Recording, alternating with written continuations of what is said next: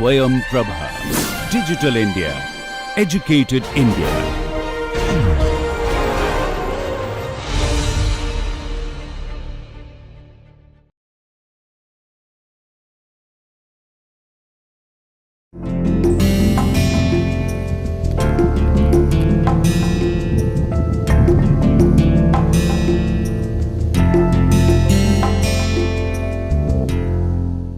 Students, we have discussed in the last class about the solutions, and especially I have discussed about the regular solutions. Now in this lecture, as I am going to discuss about order solutions, so it is better that we start with a simple atomic scale picture of solutions. As you know, solutions actually can be of two types. Basically what we call as a substitutional solutions and interstitial solutions. Substitutional solution means we can replace the atoms of a lattice or sitting in a crystal structure by some other atoms. Like here in the first case, the green atoms are actually solvent atoms, just like in a solution in liquid, and the blue atoms are known as solvent atoms. So that means initially all the atoms are occupied by the green, and later on some of the atoms of blue type have replaced the green atoms. So here actually you see there are 5 green atoms in the 2-dimensional lattice, and remaining are the blue 5 blue atoms remaining are the green atoms. So question is this direct replacement of atoms is known as substitutional solutions. That means we are substituting the atoms of one type by other. We can also have a situation in which we do not need to replace the atoms sitting at the lattice positions, but we can actually accommodate solute atoms at the interstitial positions. That is shown here, the blue ones actually small size solute atoms, they are sitting at the interstitial positions. Here you can see there are several ones are shown. So this kind of solutions are very widely seen, like steel, in which carbon is actually added to the iron, goes into the interstitial positions. So that is normally the picture of solutions. You can have only two types. Now we can actually vary their level of complicacies, and that is what we are going to discuss. To show you a 3-dimensional crystal structure and how the atoms are arranged, this is a solutions of known as brass. Brass consists of copper and zinc, and it can have different concentrations of zinc in copper, but you see here the zinc atoms which are actually grey, they have replaced some of these copper atoms which are shown as a yellow. Similarly on the right side I am showing a BCC structure of iron, and carbon atoms are shown as a dark atom small size, they are sitting in the interstitial positions. So anyway whether it is a 2D or 3D, this is what actually observed in the solutions. Solutions are the phases which we will see more in phase transformations, because we will see when you study about the solid state phase transformations how the solution phases will be transformed into some other things. It will be clear to you then how these concepts are important. Now as I told you, solutions can be different types. The random ones, that is what we discussed in the regular solution model, are shown in the left picture. That is why the black atoms which are known as solute here sitting randomly in the, or rather replace the white atoms randomly. That is why they are called random solutions. We can also have order solutions. That means the black atoms are now sitting at exact positions in the lattice. Okay, you see here they are regularly sitting at defined positions. Similarly for the white atoms. Okay, so that is basically substitutional random and substitutional order type. Now you can also have interstitial order. What is the meaning of interstitial order? That means when the interstitial atoms can actually sit specific positions or specific interstitial positions in the lattice. That is what is shown here. The black positions are actually interstitial positions where the atoms are sitting, but they are sitting only at fixed positions, they are not randomly sitting in the lattice. That is why it is called interstitial order solutions. There are many actually. We will see some examples later, but there are many such solutions exist in the literature. Similarly, you can also have clusters in the substitutional solution. Cluster means instead of black atoms which are solute sitting randomly in the lattice or in a defined positions in the lattice, they can be clustered around certain positions. Like you can see here, this is where it is clustered, this is where also there are several places the atoms are actually clustered around.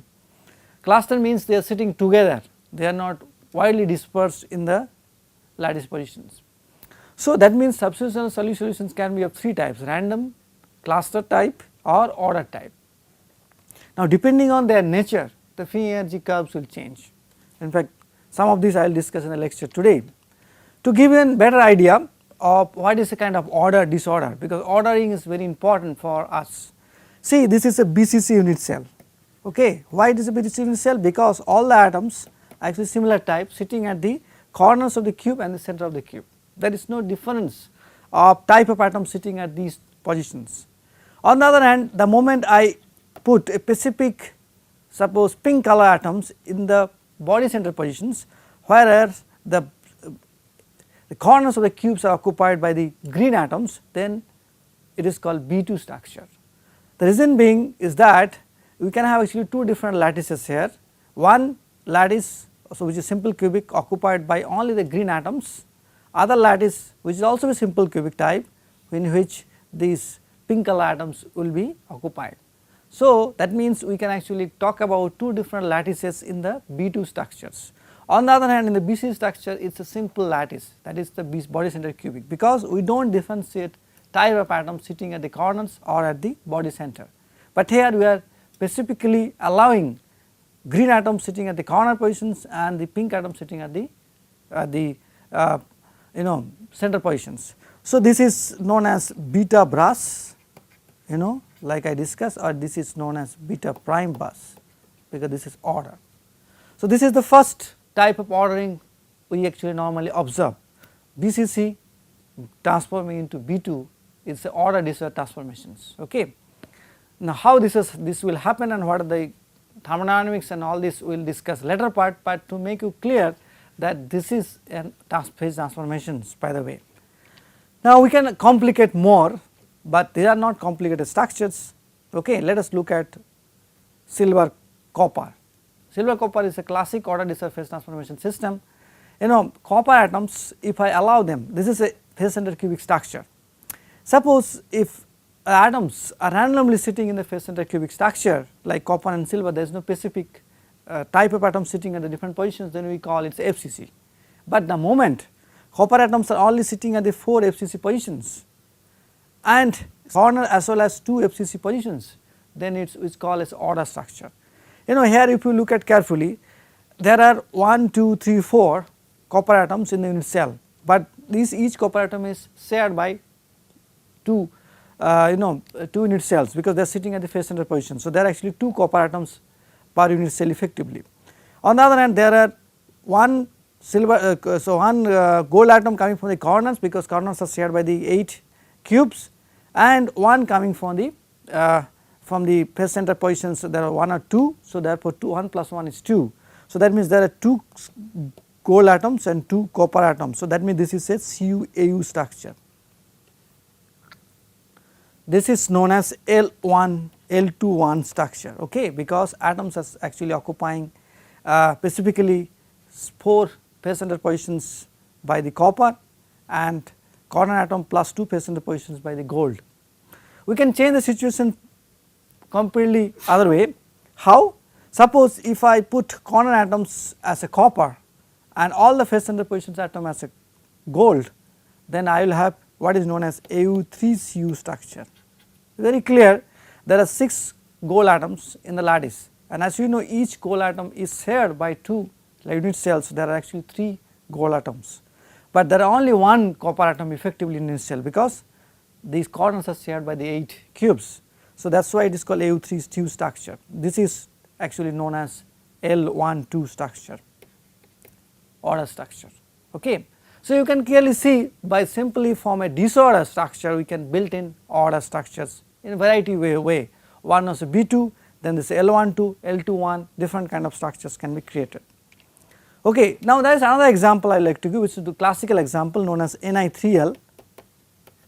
This is also known as L12 structure, simple FCC unit cell, but this is no longer a FCC unit cell because atoms are specifically occupying different positions. As you see here, aluminum atoms are sitting at the corners, that means there are 1 aluminum atoms coming from the effectively coming from the unit cells, but there are 3 nickel atoms effectively coming from the unit cell because nickel atoms are occupying the first center positions. Now this has 4 sublattices specifically. 1 sublattice is because of aluminum and 3 sublattices of nickel. Why 3 sublattices? Because we can actually put 2 atoms, 2 first center atoms here like this and generate 1 sublattice. Similarly, we can actually have another 2 like this, I think, yeah, another 2 like that, another 2 like this. So by drawing a whole many unit cells, we can actually generate these sublattices. So basically speaking, they are all lower order structures, or that means crystallographically, and that is why they actually order atomically. So by giving these examples, it is evident to you that order structures basically come from simply putting the atoms in the specific positions in the unit cell. Similar thing, if I actually have a FCC unit cells like this, if I draw it here and put a random arrangement of the nickel and aluminum atoms, then what will happen? It will be simply FCC unit cell. If I do not demarcate between the type of atoms sitting at the corners and the face centers, then it becomes a FCC structure. So FCC becomes L12 when nickel atoms start sitting at the face center position specifically, and this is known as order disorder transitions, and this is basically very important order disorder transitions because this is used, this material is used directly in the application like turbine engines or even in the jet engines. Okay, now giving this idea about order substitutional order structures, let me just tell you that how the interstitial solutions form. Normally interstitial solutions form by occupying the voids in the lattice. So suppose this is a BCC unit cell, let us suppose this is BCC of iron. There are actually both octahedral and tetrahedral voids. Octahedral void is shown here, you can see. Similarly, in a FCC unit cell like this, octahedral void is shown there. So if I put a carbon atom there, then carbon atoms can occupy in each of these faces, they will be called the sitting at the octahedral voids. Similarly, there are many many octahedral voids present in FCC structures. So FCC is like a gamma iron, solutions of the FCC iron in and carbon. So here I am showing you all the in the FCC structure all the octahedral void positions. You see here there is one at the center, then there are sitting at the edges. So there are many such. Similarly, I am showing you here the tetrahedral positions in the FCC unit cells. There are actually many. Actually, you can see 1, 2, 3, 4, 5, 6, 7, 8 tetrahedral voids present there. So there are empty number of voids present in the unit cells, which can be filled up with this smaller size these interstitial atoms, and they can form different solutions. You can have carbon, sulfur, nitrogen, oxygen, any kinds of things possible. So to give you an idea about the oxygen, suppose this is a hexagonal crystal structure of aluminum oxide. You see here the oxygen atom goes into the hexagonal structures. Okay, hexagonal means these grey color atoms are oxygen sitting at the hexagonal lattice positions, and aluminum, because smaller atoms, they actually go into the octahedral positions here, and these are the octahedral positions of aluminum, and that is why it become Al2O3 Al2O3 structure. Okay. So this is gamma aluminum oxide, by the way. Aluminum oxides are different crystal structures, but we can actually form this way different kinds of solution, whether it is a metal or ceramic, it can be any types. Now upon giving you this idea, so let me just go back and tell you, so how do we deal with the free energy composition diagrams of these structures, okay, order structures.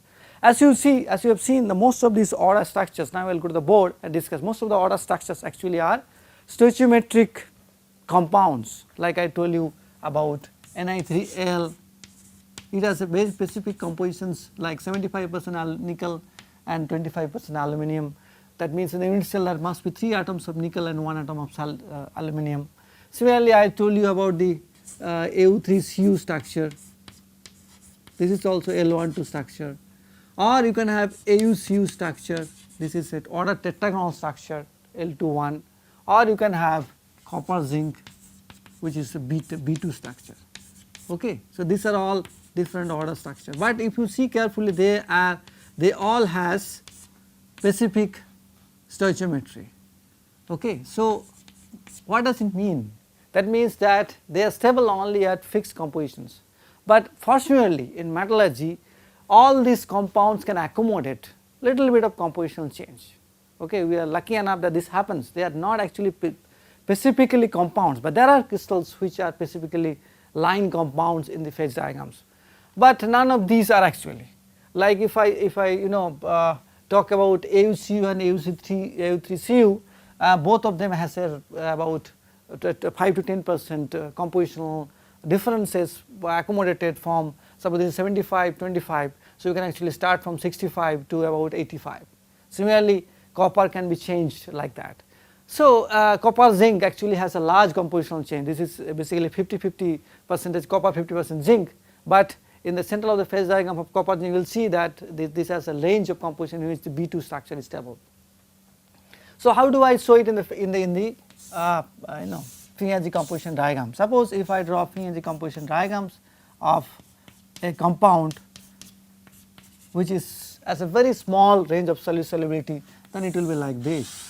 Okay, suppose this has a compositions of, let us suppose this has a composition of 25% aluminum. So this is aluminum, this is nickel, sorry, this is nickel, that is aluminum, then otherwise it will be, so this is 25%. But if you show clearly there is a range of compositions it is stable. This is where we can vary the aluminum concentrations or nickel concentration, by the way any of these are similar, and still we can actually retain the order structure. But there are there are phases like I said you copper zinc. Okay, copper zinc has a large solubility around 50%. Suppose this is copper, this is zinc, and if I plot G and this is XZN, this is XL, XZN. So you will find that it's basically this is 50-50, you will find that it is stable in a large composition range. So we can actually get a shallow inverted parabola in the free energy composition diagram. But the most important characteristic of these compounds or these phases are that they actually, because they are stoichiometry, so they will be having free energies much lower than many cases than the solutions, specific solutions. It has been found. So that is another advantage of forming these compounds, because they have a very order structures. So therefore the entropy contribution is low. Okay, and because of that, because atoms are in specific sites at in the lattice sites, so therefore the configuration entropy is low. And what is important is the delta H, because delta H is very high here. Why?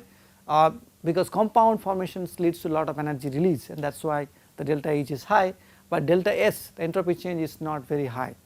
So because of that, many cases they will sit much above the solutions lines. So like if I have to draw it very clearly, then you can see here the FCC solutions which are nickel rich will be having much lower positions as compared to these.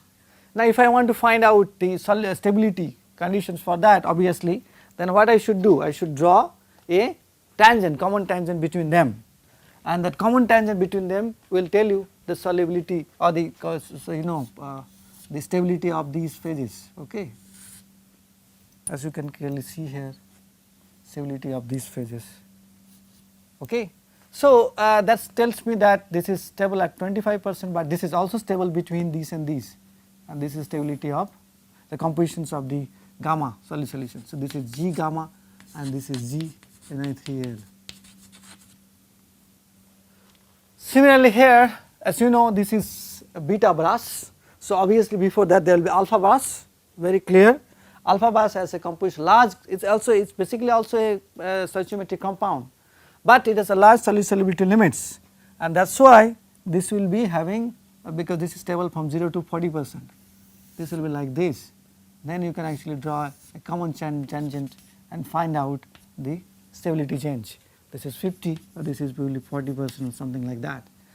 So that is the way actually we can actually think about discussing about these structures. So difference between these and this diagram is that here, because of shallow natures of the free energy composition diagrams, it is same as the solutions what I discussed in the last class, but because of the stoichiometry of Ni3L is specifically defined and their composition cannot be very much, so that is why you have such a kind of construction presence. Remember, these all happens in the order compounds, okay, these are all very specific things. Second important thing you should understand, these diagrams will also depend upon the order parameter. What is order parameter? It is very clear that in these diagrams I have shown you, in this diagram means here, what is that, okay, let me go back. It is very clear that when in a big suppose material, large volume of material, if specifically in all the crystals the atoms of Ni goes to the phase center positions and atoms of aluminum goes to the coordinates positions, then we have complete ordering. That means all the sites which are to be occupied by nickel are occupied by them only, there is no change of occupations of nickel from their original sites to other sites, or and vice versa, all the sites which are to be occupied by the aluminum are occupied. So that means its order parameter is equal to 1, then we define, but in reality it is not the case. Reality you will find there will be changeover. Some sites will be occupied, some specific sites, suppose for nickel, like here, if this side is not occupied by nickel but occupied by aluminum, then we call anti-side defects, but this will lead to reduction of the order parameter, and reduction of the order parameters is will be affected in the free energy composition diagram, because the free energy will change. Why?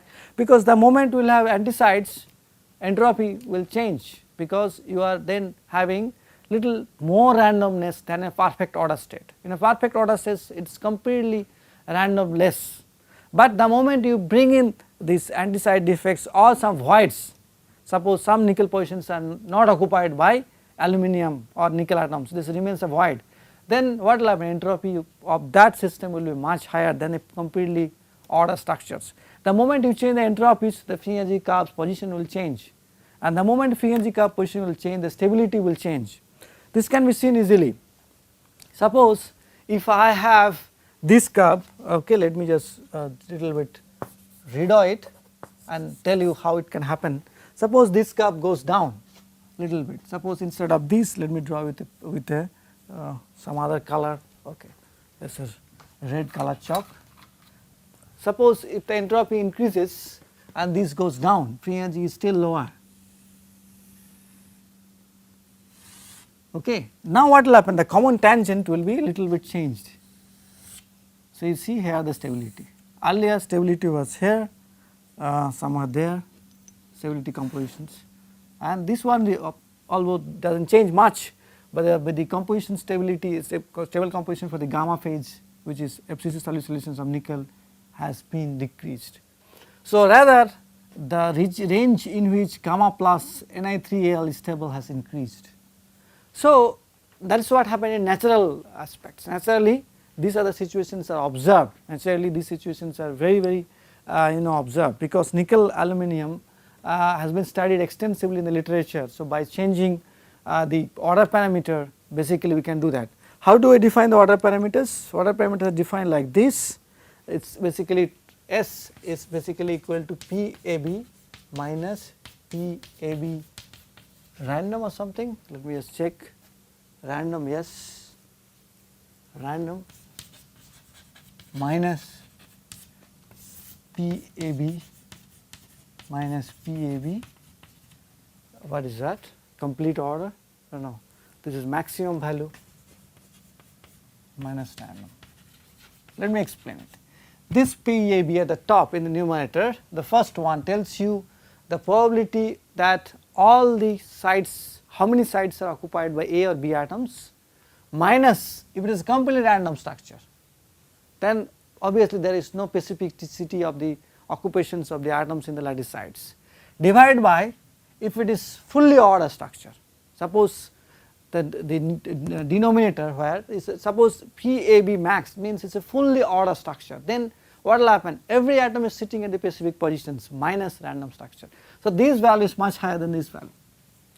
So, that tells you the order parameter. It can be actually changed over to the compositions of the unit cells, the composition of the lattices, we can change over that. That will, those are the specific things we will discuss later. So, in a very specific way, I would like to tell us that the ordered crystal structures are solid solution structures are or compounds, they are actually compound most of the cases, some of the cases they are actually like copper zinc, these are solid solutions. We have a large range of solid solubility of zinc and copper in beta and alpha phases or even gamma phases also in the copper zinc phase diagrams. You have a little slightly different way of drawing these free energy composition diagrams, and these diagrams will allow us to find out which phase is stable at what compositions at a particular temperature.